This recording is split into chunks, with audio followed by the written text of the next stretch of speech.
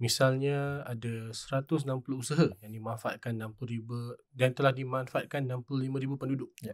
di sekitar 11 MQ at bandar lah. Ya. Jadi apa, so ini satu usaha yang besar-besaran, berskala besar sepanjang 5 tahun yang lalu. Bagaimana ini mencerminkan semangat masyarakat kita untuk bersatu, menangani cabaran, mengatasi masalah juga.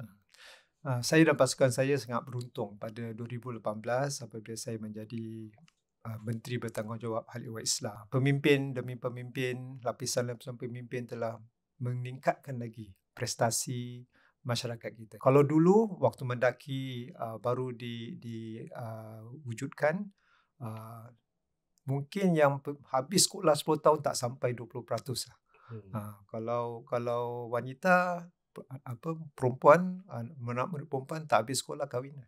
Kalau yang lelaki tak habis sekolah kerja lah.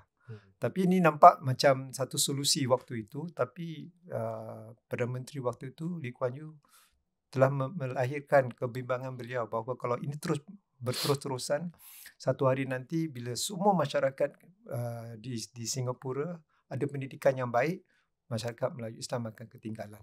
Jadi kita telah menangani masalah itu. Tahun 2018, 99% daripada pelajar-pelajar sekolah kita habis 10 tahun di sekolah, di bangku sekolah. 95% daripada pelajar Singapura habis pos menengah. Jadi antara lain, satu lagi yang mungkin saya nak sampaikan adalah kadar kebentanan.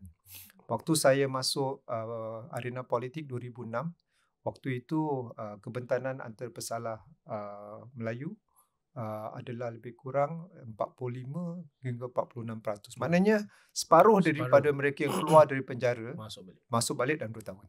Jadi saya ditugaskan oleh waktu itu Timbalan Perdana Menteri Wong Kan Seng, Mas Agus, solve this problem.